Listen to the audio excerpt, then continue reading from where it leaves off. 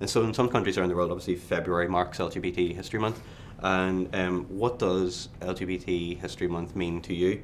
And what can we learn from history, and what does this mean for our future? Good question.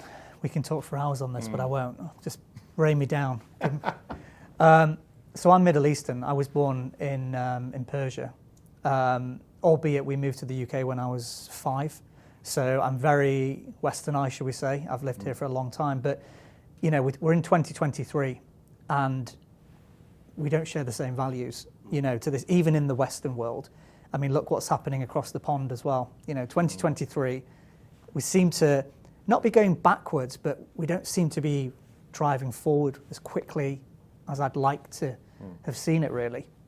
You know, just like Pride Month, you know, it's great to recognise there's that dedicated period of time and, you know, where the kind of support and focus is heightened. So it's great to raise awareness, but you shouldn't need a day or a month. It should be every day of the month. And it's the same with the whole intersectionality of D&I. I always talk about, shouldn't be International Women's Day. It's great there's a day that supports it, but it should be every day, you know. And eventually coming out should hopefully just be a non-issue. Yeah. You know, as I said, it's just it's a label. It doesn't define who you are. And if many organisations and countries, you know, are as supportive as the ones that I've worked at and the ones that you guys have worked at, the world will be in a better place. It's small changes that I think will make the biggest impacts.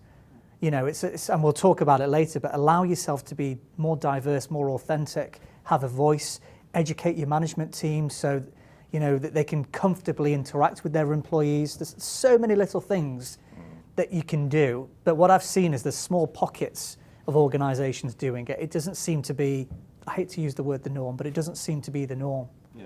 So we just keep talking about it till it does, right? Do you find that that being out at work, does it spark other conversations? Do people feel comfortable coming up to you and talking about LGBT issues or that sort of thing in work, or has it sparked that across client or generally? For me, 100%. Yeah, 100%. The number of random emails, odd conversations, people coming up to me and saying, "Ooh, what about this?" I you know, some of that I don't think would happen without me being an openly gay male leader in our business, if I'm being honest. So, same. You know, in my business, it's like I said, the more you talk about it, it becomes norm.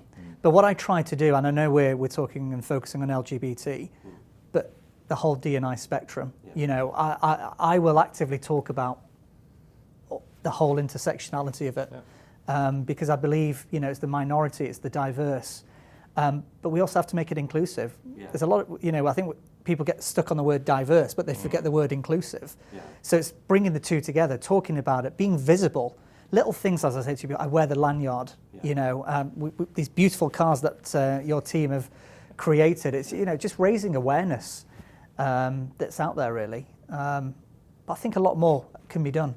This is just the start, right? No, agreed. But what I've seen in the last decade from a corporate perspective, and I'm not talking about Oracle, but many organisations, and you'll see the same, people talk about it because they feel they need to talk about it. They don't really know what they're talking about. Yeah. They talk about it, and it's usually white, middle-aged management talking about Black History Month, or males execs talking about International Women's Day.